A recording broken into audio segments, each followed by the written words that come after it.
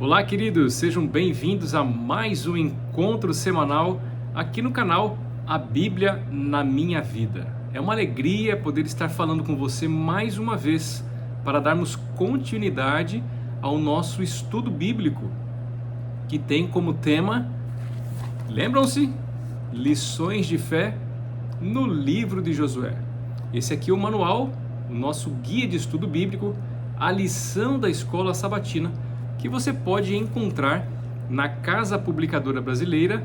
Você que tem mais facilitado o acesso aqui no Rio de Janeiro, você pode entrar em contato com o nosso WhatsApp comercial DDD 21 3872 7375.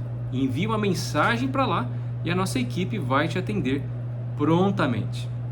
E eu tenho uma boa notícia para dar. Nós já estamos aqui com o nosso guia de estudo bíblico, a lição da escola sabatina do primeiro trimestre, olha só, do ano que vem, ou seja, 2026. Está vendo? Essa aqui será a nossa próxima lição, ou o nosso próximo guia de estudo bíblico, que tem como tema, olha só, Cristo em Filipenses e Colossenses. Será uma bênção poder estudar aspectos aí da cristologia, né, da soteriologia, que estão mencionados no livro de Filipenses e Colossenses. Eu tenho certeza que vai ser uma bênção para você. Se você desejar fazer uma assinatura anual do Guia de Estudo da Bíblia, olha, eu confesso a você que vai valer a pena, porque você vai ter aí um desconto de aproximadamente 30%. Olha só que bênção! Você fazendo a assinatura, você economiza praticamente o valor de uma lição avulso. Ou seja, é o mesmo que receber 4 e pagar apenas 3. É isso mesmo! Receber 4 lições por frete gratuito em sua casa e pagar apenas 3. Exatamente, essa é a conta para quem faz a assinatura anual, tá? Então entre em contato com a Casa Publicadora aqui no Rio de Janeiro, se for o acesso mais fácil para você, no DDD 21 3872 7375, nosso WhatsApp comercial, que vai ficar aqui nos comentários para que você possa verificar e compartilhar também para seus amigos e familiares. E nós não temos só lições para adultos, nós temos lições para todas as faixas etárias, inclusive crianças e bebês. Então entre em contato com a gente que nós vamos te atender prontamente e indicar o guia de estudo recomendado para você, para sua família e para seus amigos. Combinado? Vamos juntos aqui? Tema de número 5, Deus luta por vocês. A lição dessa semana, olha, é uma bênção, é um conforto, realmente nos traz esperança, nos traz motivação de continuar na caminhada com Jesus. Por quê? Porque nós sabemos agora, conforme o título da lição, que Deus luta por nós. Deus luta por aqueles que o seguem.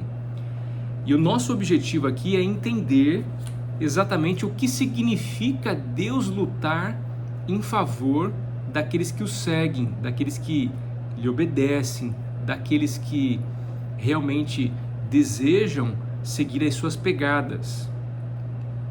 E para entender ou começar a entender o que significa ver Deus como um guerreiro, nós precisamos entender o que não significa ver Deus como guerreiro. O fato de enxergarmos a Deus como um guerreiro não significa que Ele deseja a morte de todos aqueles que lhe obedecem.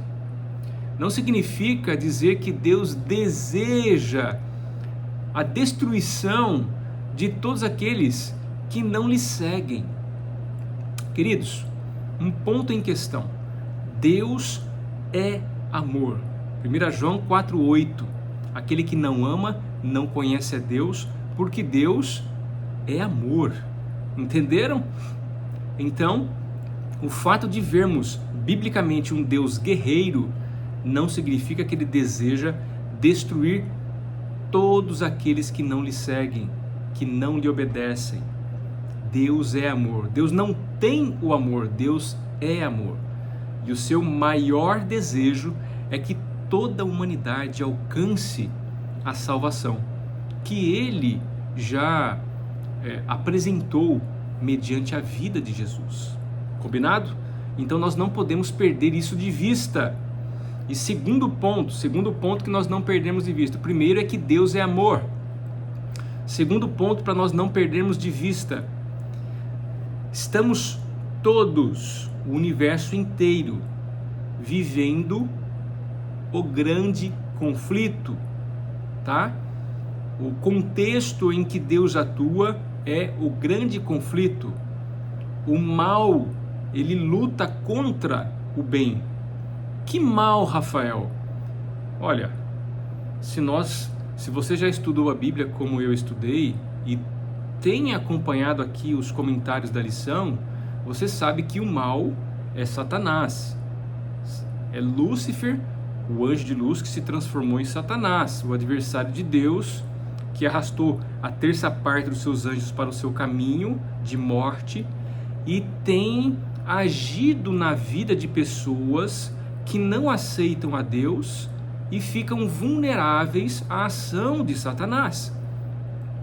Portanto, Deus se levantou, criando realmente um conflito, um grande conflito, para poder nos dar esperança de salvação e não permitir que Satanás continuasse se rebelando, destoando o seu caráter para o universo. Deus se levanta para mostrar que é amor, que é misericórdia, mas que é justiça também. Então estamos vivendo esse cenário de grande conflito. E infelizmente nós podemos ver pelos olhos espirituais, pelo entendimento espirituais, que muitas das atitudes e das ações das pessoas, elas são fruto de quê? Origem de quê? Da influência de Satanás ou da influência divina. Esse é o segundo ponto que nós precisamos entender. Agora, nós precisamos entender também que Deus é soberano, e nós precisamos entender também que Deus é santo. Olha só, pelo menos esses 4 aspectos aqui, ó. Deus é amor, estamos envolvidos num grande conflito, Deus é soberano e Deus é santo. Entenderam? Logo, é impossível aqueles que destoam da santidade divina conviver com Deus santo. E o que é que vai acontecer? Acabam sendo vulneráveis nas mãos do inimigo e acabam criando para si mesmo caminhos de morte. Então, feito esse panorama aqui de conceitos para entender o que não significa ver Deus como guerreiro, agora vamos entender o que significa verdadeiramente ver na Bíblia Deus como guerreiro. E Josué capítulo 10, verso 42 é o texto-chave para essa semana. Eu vou ler aqui, tome a sua Bíblia, abra ela aí, confira comigo, tá? O 42 aqui, Josué 10, 42, desculpem, que diz: e de uma só vez Josué venceu todos estes reis, tomou as suas terras, porque o Senhor, o Deus de Israel, lutava por Israel. O sucesso militar de Israel tem um nome, e este nome é Yahvé, o Deus de Israel, o Senhor. Josué, conduzindo aqui o exército de Israel, conquistou ou reconquistou as terras de Canaã, conforme a promessa de Deus, porque Deus lutava em favor do seu povo. É exatamente isso. No capítulo 10 aqui, se nós olharmos os versos de 28 até o verso 43, nós lemos o 42, que é o chave, mas se nós lemos toda esta perícope aqui do texto, nós vamos entender como Josué venceu 7 reis cananitas, tá? E a gente consegue observar que ele venceu não pelo poderio militar de Israel, não pela sua estratégia que era perfeita, não. Josué venceu, o exército de Israel venceu, porque Deus lutava em favor do seu povo. Agora vamos lá para Gênesis, que tem alguns paralelos textuais muito importantes para a gente analisar, tá? Gênesis 15, 16, Levíticos, Deuteronômio, todos esses que estão aqui na parte de domingo da sua lição, que tem como tema a iniquidade dos cananeus. É importante você fazer a leitura desses paralelos textuais e entender os motivos pelo qual Deus luta em favor do seu povo. Nós vamos ler aqui pelo menos o capítulo 15, e eu vou ler aqui a partir do verso 13, que eu creio ser bem abrangente e interessante. É dito na Bíblia o seguinte: então o Senhor lhe disse, está dizendo aqui para quem? Está dizendo aqui para Abraão. Então o Senhor lhe disse: fique sabendo com certeza que a sua posteridade... Quem era a posteridade de Abraão? Abraão, Isaque, Jacó, e de Jacó 12 filhos que formaram o povo de Israel. Será peregrina em terra alheia, será reduzida à escravidão e será afligida durante 400 anos. Quando a posteridade de Abraão ficou afligida 400 anos? Se lembra aí, lição do trimestre passado, de Êxodo, lembra? Exatamente, o povo de Israel ficou ali 400 anos no Egito, né? Escravizado, e foi libertado miraculosamente por Deus, pela ação divina. Mas eu castigarei a nação que os escravizar. Olha a promessa. Mas eu castigarei a nação que os escravizar. O que aconteceu com o Egito? Faraó e seu exército? Mar Vermelho, lembram-se? Depois eles sairão com muitas riquezas. O que aconteceu com o povo de Israel? Da onde eles tiraram tanto ouro? Vejam que na saída do Egito eles foram abastecidos, foram entregues a eles ali, né? Todo riqueza, todo ouro, né? Todos os objetos de valor, que era praticamente como se fosse um acerto de contas, né? Pelo período que eles trabalharam sem salário, escravizados pelo Egito. E aí vem o verso 15: e você irá para junto de seus pais em paz, será sepultado em boa velhice. Agora o verso 16, gente, é realmente aqui um texto-chave. Na quarta geração, olha a promessa que Deus fez para Abraão, tá? Na quarta geração voltarão para cá, porque a medida da iniquidade dos amorreus ainda não se encheu. A medida da iniquidade dos amorreus. Primeiro, que medida é essa? É simples, gente. A medida da misericórdia divina. A misericórdia divina, ela não é exatamente... Ela tem característica ou natureza eterna, mas a medida da misericórdia divina tem um limite também. Senão, o mal ficaria estagnada ou dentro da humanidade por toda a eternidade.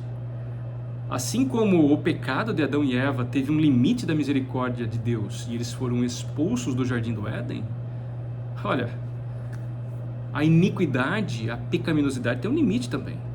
E nós sabemos que o apóstolo Paulo diz claramente que o salário do pecado é a morte, tá? E os amorreus aqui são um povo que pertence a qual terra? Vieram de onde? Cananitas, amorreus, jebuseus, cananeus, enfim. Existe aí diversos povos cananitas. Então esse verso é chave o quê? É chave por quê? Para entendermos por que Deus toma a atitude de lutar em favor daqueles que seguem e lhe obedecem. Existe uma medida da misericórdia. Existe um momento que Deus vai dizer basta para o pecado. Vejam só, e não foi pouco tempo. 400 anos o Egito escravizou Israel. Foi desumano, foi realmente um povo hostil, cruel. E depois as nações cananitas, nem preciso assim perguntar, porque está aqui na lição claramente, né? Fora da Bíblia, nós temos os textos ugaríticos informando que a sociedade cananita era perversa. As evidências arqueológicas confirmam que os habitantes de Canaã realmente eram terríveis. Ofereciam em sacrifícios os próprios filhos primogênitos. Ou seja, por quanto tempo mais a maldade entre esses povos iria continuar sem a ação divina em favor daqueles que o seguem, o adoram, lhe obedecem? É sobre isso que eu gostaria de pensar.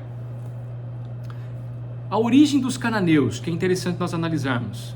Eles eram descendentes de Cã. Cã foi filho de Noé, entendeu? Noé gerou o seu filho Canaã. Nós sabemos que Noé proferiu uma maldição sobre Canaã. Por que Canaã?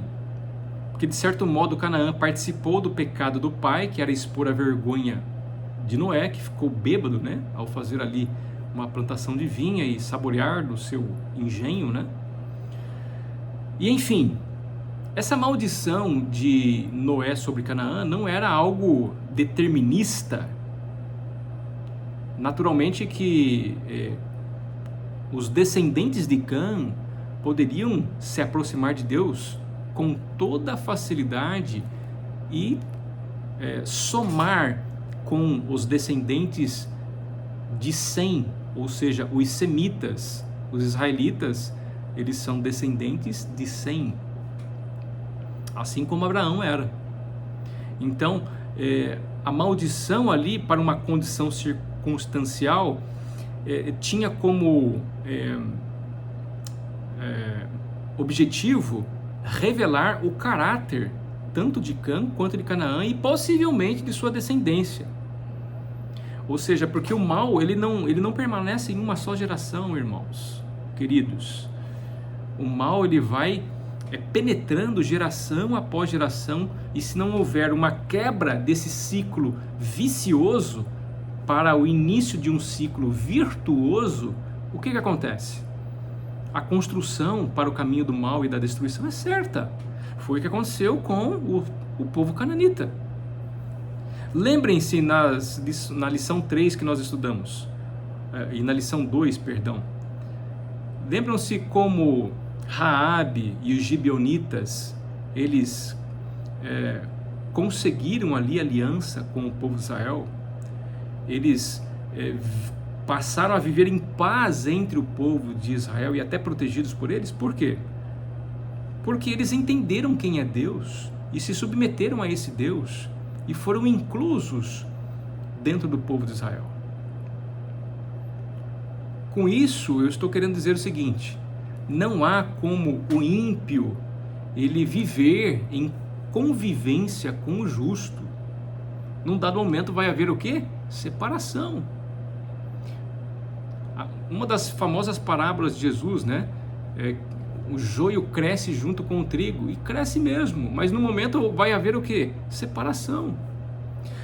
Logo, dessa forma a gente consegue entender por que Deus se envolveu nessa batalha de Israel contra os povos cananitas, e nós conseguimos entender por que Deus concedeu a vitória a Israel. Ou seja, qual era o objetivo de Deus?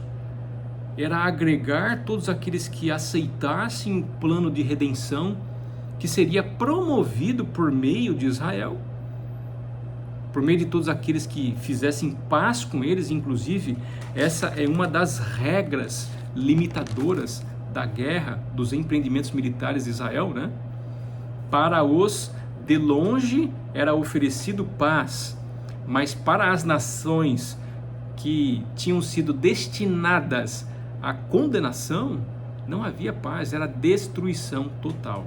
E aí eu passo para um ponto novo que nós encontramos aqui, né, na lição também, que é o conceito de Herém. Conceito de Herém. Se nós olharmos aqui no nosso estudo semanal, nós vamos ver que pelo menos aí 3 cidades, né? 4 cidades, perdão, não se submeteram. A gente vai avançando um pouquinho, só para nós tomarmos o gancho aqui, na parte de quarta-feira, livre-arbítrio. 4 cidades não se submeteram, né, a viver como servos de Israel. Quais são elas? 4 territórios: Jericó, Ai, Azor e Laís. O que aconteceu com essas cidades cananitas? O conceito de Herém, ele explica claramente aqui. Ou seja, a essas cidades foi restringido o uso de qualquer coisa. Para as cidades que eram conquistadas ou reconquistadas fora ali das proximidades de Canaã, era oferecido paz. Se eles aceitassem a paz em convivência com Israel, era lhes oferecido conviver no meio deles, aprender do Deus deles, e eles tinham livre-arbítrio. E então, naturalmente, mediante a paz, ninguém morreria, mas mediante a guerra, todos os homens morreriam. Porém, mulheres, crianças, os animais, o despojo eram aproveitados, né? Eram agregados ali ao povo de Israel de alguma forma. Ou seja, só para nós entendermos os limitadores da guerra de Israel. Agora, para nações rebeldes de perto, como essas aqui, que se rebelaram, afrontaram o Deus de Israel durante 600 anos, afrontaram o povo de Israel hostilosamente, né? Queriam realmente sangue, né? Morte e não vida. Essas nações foram dizimadas, totalmente destruídas. Homens, mulheres, crianças, animais e até os objetos de valor, nada disso seria aproveitado. Era Herém. Por quê? Porque eles estavam realmente condenados, né? O termo condenados, estavam condenados pelo juízo do Senhor, porque eles atingiram o quê? A medida da iniquidade, da qual Deus não teria mais misericórdia. Ou seja, o juízo de Deus veio sobre essas nações por meio de Israel. E todos aqueles que realmente resistiram perderam a vida. Você pode estar pensando, puxa vida, que Deus vingativo é esse, né? É diferente do Deus de amor do Novo Testamento? Não é diferente, queridos, não é diferente. Isso se chama justiça, combinada com misericórdia, combinada com amor, com a soberania de Deus e com a santidade de Deus. Por quê? Porque o mal, o pecado por meio dessas pessoas perpetraria toda a nação de Israel. Mesmo ali, eles convivendo com as nações diferentes deles de modo pacífico, eles se contaminaram muitas vezes com hábitos e costumes.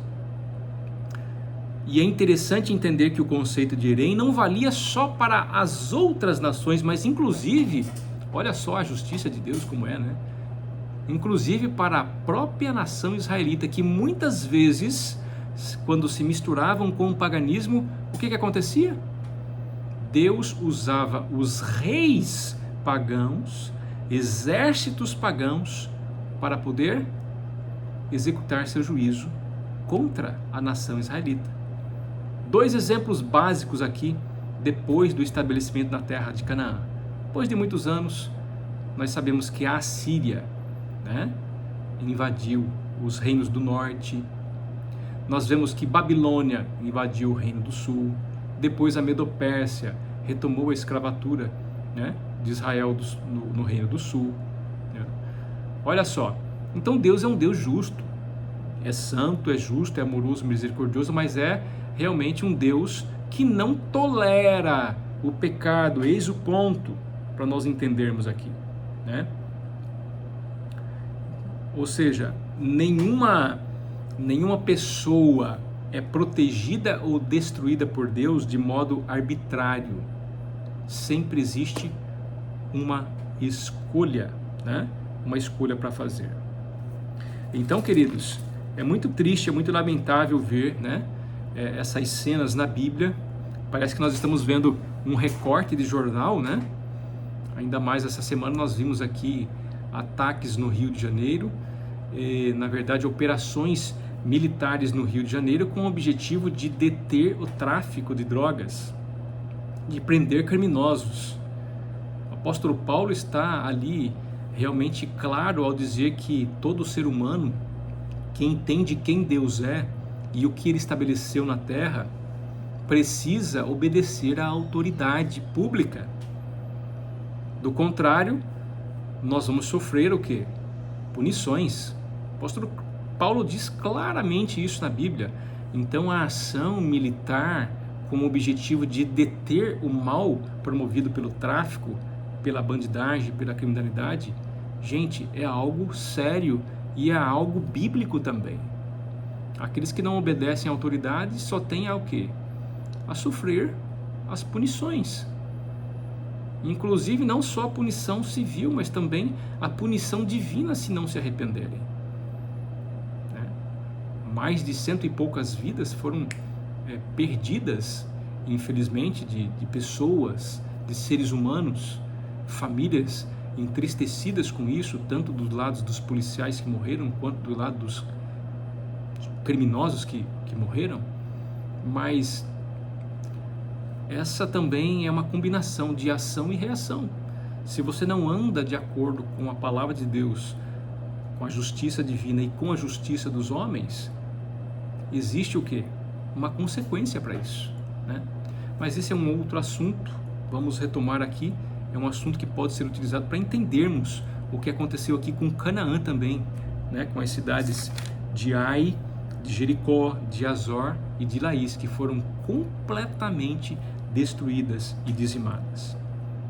Eu queria partir aqui para um novo conceito que encontra-se na parte também aqui de terça-feira. Eu vou voltar um pouquinho e falar sobre desapropriação ou aniquilação. É uma pergunta, né? Se nós observarmos as ações militares aqui empreendidas pelo exército israelita com a bênção do Senhor, né? Nós não podemos esquecer disso. Eles só avançavam quando Deus permitia e Deus lutava por seu povo, nós não podemos esquecer disso. Tinham como objetivo primário desapropriar as pessoas, os cananeus, dos locais que foram destinados a eles para moradia. Você pode estar pensando, puxa vida, então eles eram mercenários, chegavam assim, desapropriavam as pessoas? Não, nós não podemos entender os conceitos modernos de desapropriação com os conceitos bíblicos, são completamente diferentes. A nossa visão ou cosmovisão, lembre-se, é o grande conflito. Então, para não destruir, matar as pessoas, Deus autorizou, sim, o exército de Israel a desapropriar as pessoas dos locais que eram deles. Lembram-se que nós temos registros históricos na Bíblia de que Abraão comprou muitas terras. Nós temos também registro arqueológico disso. Nós temos registros, né, de que partes das terras eram destinadas a Israel, né? As outras partes que não tinham sido compradas historicamente teriam que ser conquistadas na base da paz e não da guerra.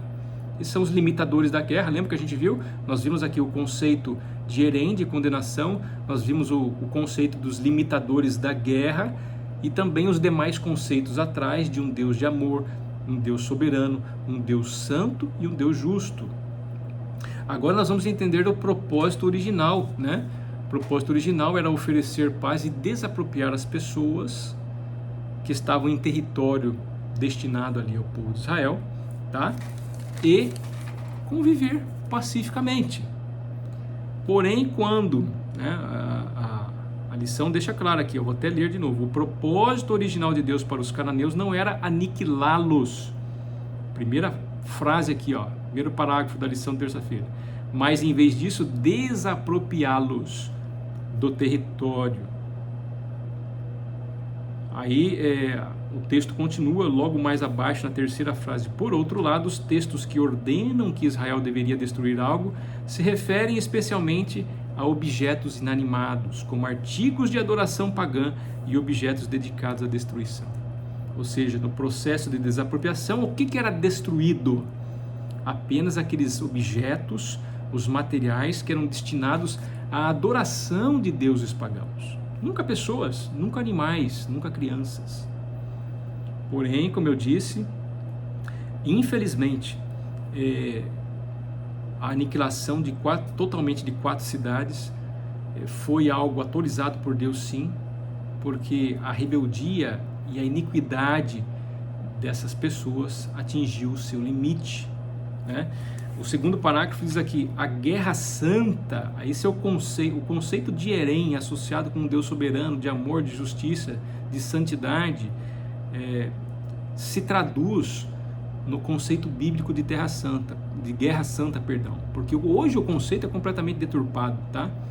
A lição diz aqui no segundo parágrafo: a guerra santa se dirigia principalmente à cultura e à sociedade corruptas de Canaã. Para evitar a contaminação, Israel teve que destruir todos os elementos que estavam propagando corrupção. E se as pessoas estivessem associadas a esses elementos, queridos, nada mais há o que fazer, né? O apóstolo Paulo é claro, como eu disse, o salário do pecado é a morte. Então, o que nós devemos aprender? Além dos registros históricos que nós analisamos, eu vou encerrar, né? O que nós devemos aprender? Devemos aprender que Deus é um Deus vejam só, é um Deus soberano, um Deus de amor, um Deus santo e um Deus justo para promover a paz entre nós. É a parte da lição de quinta-feira, o príncipe da paz. Todas as profecias que nós vemos ali relacionadas em Isaías, em Miqueias, em Oséias, falam de um Messias, de um ser que viria para promover a paz e não a guerra, promover o amor, promover a salvação. Essa pessoa é Jesus. Ou seja, as intenções de Deus para com a humanidade tinha como objetivo promover a redenção da humanidade face ao pecado. Agora, infelizmente, quem resiste à paz de Cristo, quem resiste ao amor de Deus, acaba sucumbindo, ou seja, acaba sendo corroído pelo pecado. E nós sabemos que o pecado tem um final destrutivo, né? Eu gostaria de ler aqui praticamente as últimas linhas, né, da parte de quinta-feira. Abaixo da pergunta 6 ali tem o parágrafo considere a história, para você que está me acompanhando ali, mas depois nós temos aqui a penúltima frase: por mais que Deus esteja envolvido em um conflito cósmico que também afetou nosso planeta, o objetivo final da redenção não é um conflito perpétuo, ou mesmo colocar o inimigo em um estado eterno de sujeição e servidão, mas em vez disso, obter a paz eterna. Assim como violência gera violência, paz gera paz. A história conclui com estas palavras: assim as tropas de Arã pararam de invadir o território de Israel. E eu quero terminar com esse rápido registro histórico que está em 2 Reis, capítulo 6, verso 23. Quando um dos reis que atacariam a Israel descobriu que o profeta Eliseu mandava relatórios sobre a estratégia de invasão ao povo israelita, quando o profeta Eliseu informava ao seu rei a estratégia militar do povo inimigo, sabe o que aconteceu? ele mandou ir caçar o profeta Eliseu. E neste momento, naturalmente, o profeta Eliseu recebia de Deus essas informações que somente o rei inimigo construía em seus pensamentos ali durante, no seu palácio, enquanto estava ali em seu quarto. E o profeta Eliseu, sabendo disso,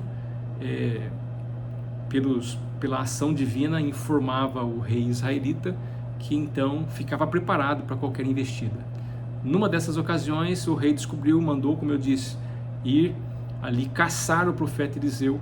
O profeta Eliseu, numa atitude assim, realmente espiritual, ele orou ao Senhor para que o entendimento daqueles soldados que vinham a ele, de certo modo, se bloqueassem, e eles não reconheceram o profeta Eliseu. E depois ele novamente conduziu esses soldados ali dentro de Samaria, né? E quando eles chegaram dentro de Samaria, perto ali dos exércitos israelitas, perante o rei israelita, ele orou novamente: Senhor, abra o entendimento, né? Tire a cegueira desses soldados. Eles então abriram-se e perceberam que estavam dentro de Samaria. E o rei israelita perguntou ao profeta: devo matá-lo? É isso? Aí o profeta repreendeu: não. Resumindo a história, o profeta orientou ao rei que alimentassem aqueles soldados com pão, com água, e o rei fez um banquete para eles. Eles foram embora e, resultado, não houve mais investidas militares. Ou seja, a paz gera a paz. Querido, nesse mundo não há mais paz, mas nós temos Jesus. Dele sim vem a paz, que excede todo entendimento, que está acima de todos os conflitos e que pode nos fazer esperançar, né? Ter esperança e trabalhar por dias melhores. Deus abençoe a todos e até a próxima semana.